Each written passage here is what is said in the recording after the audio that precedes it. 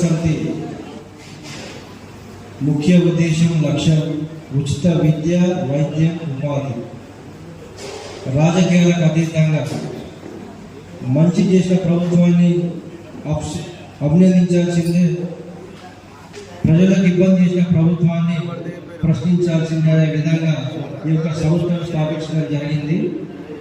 విద్య వైద్యం ఉపాధి ఇవి మూడు కనుక భారతదేశంలో నివసించే ప్రజలకు అందరికీ అందిస్తే ఉచిత పథకాల అవసరం ఏమి కూడా ఉండదు.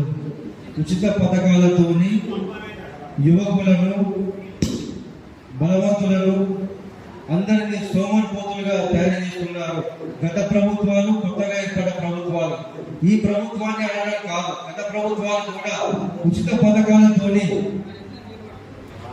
ఉత్సాహవంతులను బలవంతులను శక్తివంతులను కూడా ఉచిత పథకాలు ప్రవేశపెట్టి కొంత సోమరిపోతులాగా చేసే వ్యవస్థను ఈ రాష్ట్ర ప్రభుత్వం కేంద్ర ప్రభుత్వం చేస్తుంది.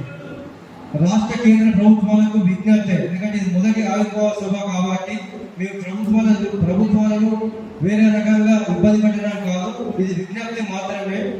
రాష్ట్ర కేంద్ర ప్రభుత్వాలు ప్రజలకు ఉచితంగా విద్య, ఉచితంగా వైద్యం, ఉచితంగా ఉపాధి కల్పిస్తే భారతదేశంలో అన్ని రాష్ట్రాలు కూడా మంచి అభివృద్ధి చెందుకుంటూ లోటు బడ్జెట్ కాకుండా అప్పుల పరంగా కాకుండా చాలా ఆదర్శంగా ప్రపంచంలో దేశాలన్నిటికీ భారతదేశం అనేటువంటి దిక్సూచిగా నిలబడుతుంది.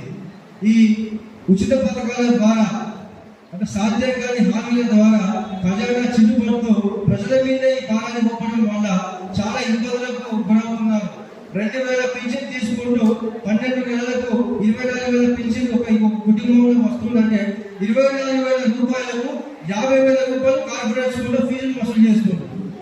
25,000 రూపాయల ఆసుపత్రులకు అంటే మనిషికి ఒక సగటుగా ఒక సంవత్సర కాలంలో హాస్పిటల్ బిల్లుకే 25 నుంచి 35,000 రూపాయల బిల్లు అయితే ప్రభుత్వమే ఆసుపత్రులలో ఎక్విప్మెంట్ తీసుకొచ్చి ప్రైవేట్ హాస్పిటల్లో పోకుండా ప్రజలకు నిస్వార్థంగా స్వచ్ఛందంగా విద్యను వైద్యాన్ని ఉపాధిని కల్పిస్తే భారతదేశం రాష్ట్రాలు చాలా అద్భుతంగా